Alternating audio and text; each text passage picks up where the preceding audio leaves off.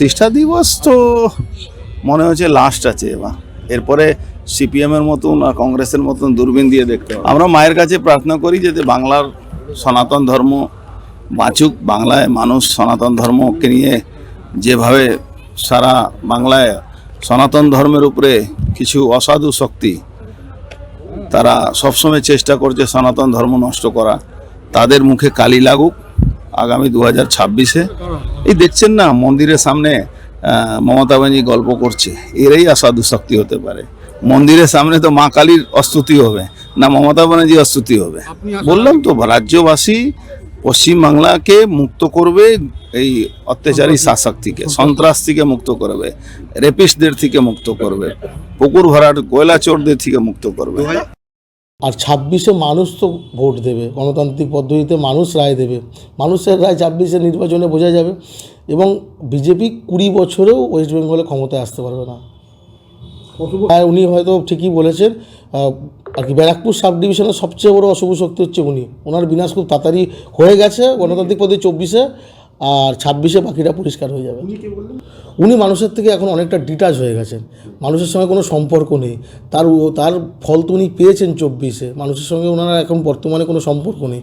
ওই বিজেপির মধ্যেও 4টে গ্রুপ, একটা গ্রুপের সাথে ওনার সম্পর্ক আছে, মানুষের সাথে সম্পর্ক নেই ওনার।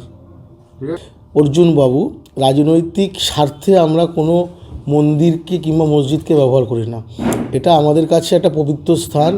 এবং আপনারা জানেন এখানে মন্দিরটা জুড়ে একটা ডেভেলপমেন্টের কাজও শুরু হয়েছে।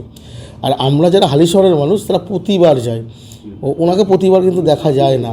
সেই জায়গায় দাঁড়িয়ে উনি এই বছর 26-এ নির্বাচনের সময় কেন এসেছেন উনি বলতে পারবেন না, ওনার থেকে ভালো আর কেউ বলতে পারবেন না।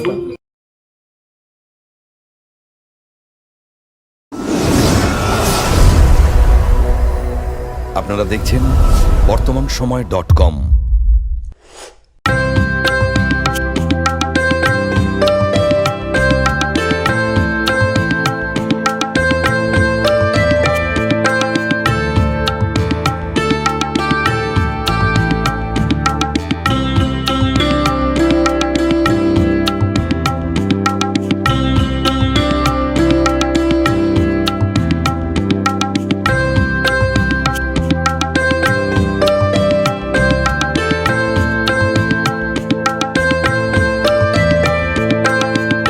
ইমারতি দ্রব্যের ক্ষেত্রে বিগত 40 বছর ধরে বিশ্বস্ত প্রতিষ্ঠান কল্যাণী আইটিআই মোড়ের Shankar traders. Shankar traders, Kalyani ITI মোড়ের শঙ্কর ট্রেডার্স। বাসন্তী রং ছুঁয়েছে যখন জীবনের বিশ্বাস, সিঁদুরে সরাজ আঁকে বধূ সাজ, মন তুই ভালোবাস। যত আকুলতা হয়েছে 12টা বাসন্তী সংলাপ, ভেসে যাক দোহে আদরে আবেশে বন্ধু সবার Nayanmoni Agamani Basanti fashion private limited, Kanchrapara.